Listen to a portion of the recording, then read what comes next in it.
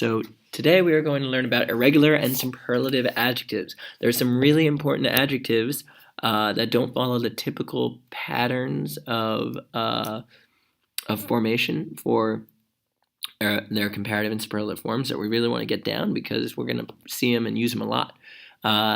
The good news, though, is that even though the format of creating them isn't going to be exactly the same, their case endings, for example, whether they're third declension or 2-1-2 adjectives, are going to line up very similarly with regular comparative and superlative adjectives. So actually, before we go and learn these, I just want to do a quick review and retrieval practice on how we would form regular comparatives and superlatives.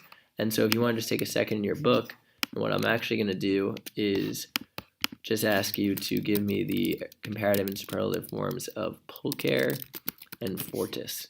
Try and retrieve. How do we recognize the comparative forms? What endings are we looking for comparative and superlative adjectives? All that sort of thing. Let's try and retrieve that right now. All gendered forms for these, for their comparative and superlative forms as well. All right, so let's start with fortis. Hopefully, fortis forte. Hopefully, the comparative, you wrote down fortior. You just attach an IOR onto the stem, fort. Or you attach, if it's neuter, IUS, right? So fortior, stronger, fortius, stronger as well, but for neuter. If I want to make it superlative, strongest, I again go to the stem, and this time, though, I just add on an issimus, right? Strongest. And fortior, fortius was the gendered endings for the comparative, but fortissimus is just a 2-1-2. So fortissimus. Okay. Now the same deal for pulcher. We go to the stem, pulcr, add on an IOR, pulcrior, more beautiful, pulcrius, neuter. And then if I want to make it superlative, though, because it's an ER adjective, I actually just leave the ER ending there and add on a remus, pulcherimus. Remember that irregularity? All right. So deleting that and coming back, we're going to move on. That's a little retrieval. Let's look at deducing meanings. All right, so here are our regular forms. What I'd like you to try and do is use some derivatives, English derivatives, to take a guess at what each of these forms mean, knowing that they're comparative and superlative. And then, as a super stretch and impressive knowledge, try and get what would be the positive Latin forms of these adjectives. So remember, if this was like fortior, fortissimus, I would put fortis e, brave here, right? So why don't you pause the video and try and do some of that for a little bit, maybe like 3 or 4 minutes, and then I'll walk you through some of the answers. All right, so moving forward. I love these words because they have a lot of really good derivatives. Optimus and pessimist, for example, you have optimist and pessimist. I also end most of my emails to you with optime in Latin because using those, hopefully you can combine to realize that this means best. Yes. And a pessimist thinks the worst of things, right? They expect the worst. So optimist versus pessimist, that kind of gives away melior and peor as well. But melior, a great derivative, is ameliorate a situation, is to make it better. Peor, you have pejorative.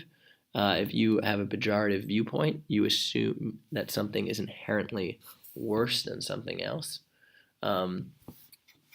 So that's a good way to remember that this means worse. And so the key we notice is we still kind of see that IOR, we still see that IUS in both of these. And there's still some vague similarities, right, between these two, between our regular superlatives and comparatives. So we can do all right with recognizing that they're comparative and superlative. The key is to remember they're the comparative of what. So melior would be the comparative of bonus, good. Peor would be the comparative of malus, bad, right? Bad, worst, good, better, best. Maximus and minimus, the maximum versus the minimum speed limit, for example, or number of people allowed in a room. Should tell you that maximus means greatest and minimus means smallest, least. which gives away major and minor as well, which we've already seen before it with major not to. Remember in minor not to? Older, younger, greater by birth, younger by birth. So we would have gotten this as smaller or and this as greater.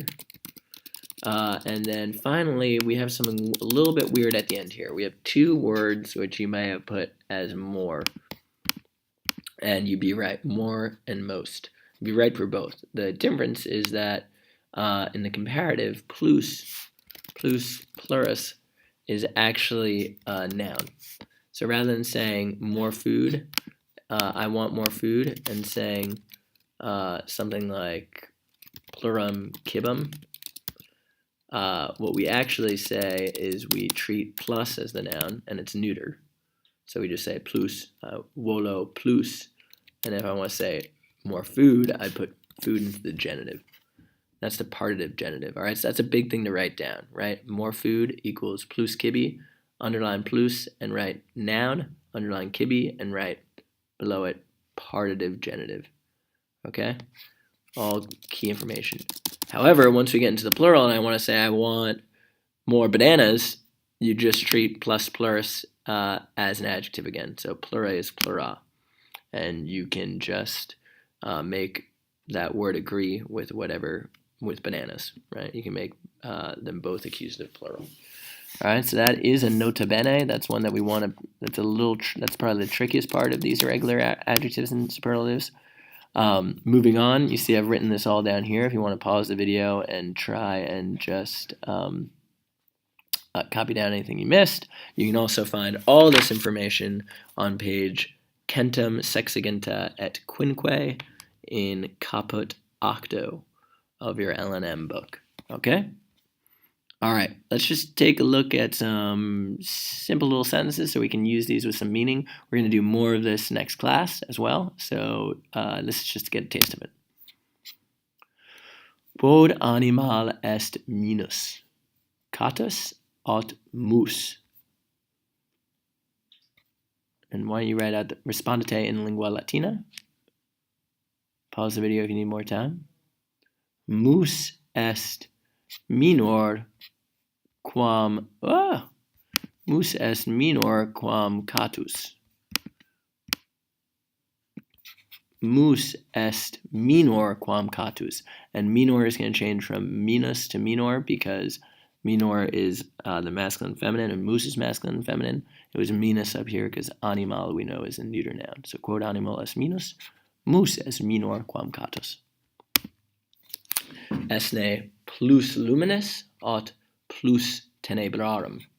Plus luminis aut plus tenebrarum. Pause the video if you need more time. Est plus tenebrarum quam luminis. More shadows than light. And we still would keep light in the genitive in that comparison. Okay, more shadows than of light, right? You could say if you wanted to make it really literal, that you could hear that genitive. And so now, quickly, before doing some examples, I just want to show you the declension of these adjectives. You'll note that the declined exactly the same way as regular comparative adjectives, right? Just third declension endings and no I stems, which makes them different from regular third declension adjectives, right? Like fortis forte, omnis omne, which have all those I stem endings. Comparative adjectives have just your standard third declension endings. And then once we get to the superlative, like Optimus or Maximus, I didn't bother putting those on because we should be really familiar with those 2-1-2 endings again. Maximus, Maxima, Maximum, Maximi, Maximi, Maximi. It's just your standard 2-1-2 adjective endings. And if you want to take a look at those, actually, I believe they should have them somewhere in your book. Although, you know what? I don't think they actually do not. They don't even put them in your book. That's how confident they are you know them. But you can find them in the back of your textbook in the appendix. All right, looking now at some examples. Why don't you pause the video and try and translate these on your own, and then I'll walk you through them. Okay. All right, so moving forward, you note right here that in these first two examples, I gave you one where the plural form of plus right, of more is used as an adjective, modifying rebus. And in the second sentence, we have the singular form of more used as a noun. So we have more grain versus more things. I think about more things, and as always, we like to put parentheses around our prepositional phrases. So I think about more things. Queres is our subject, gave more grain. We know this is here accusative. Remember, plus plurus is neuter. So Queres gave more grain to men. Maiores nostri is our subject. Notice we don't really have any noun, so we have to supply something based on the gender. E here, plural, could be either our greater men or our greater people. And now this is a special thing in Latin. We'll often see when they say greater people, what they're actually referring to is age again. And so maiores are actually often used by Romans to refer to their ancestors.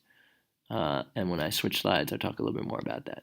But our ancestors gave accusative linguam latinum, the Latin language, to more nations. And then finally, Carmen tuum melius mihi videtur. The key here is remembering that videtur can mean to seem in the passive, so your song seems better to me. And here are the answers, so you can see them all here written out. And that nota bene is, right, maiores in the plural can mean ancestors when it's used substantively. And the most famous occurrence of this is in the phrase mos maiorum, which means mos moris, the custom of the ancestors, the custom of the ancients. And this was kind of especially in the Republic, the ruling thought when they and how they conducted their political affairs, and the rules. While they didn't have an official constitution, the general policy was to follow the same rules and customs of stretching back to the earliest you can remember. Remember, the Romans had tremendous respect for and almost reverence for their past and their history.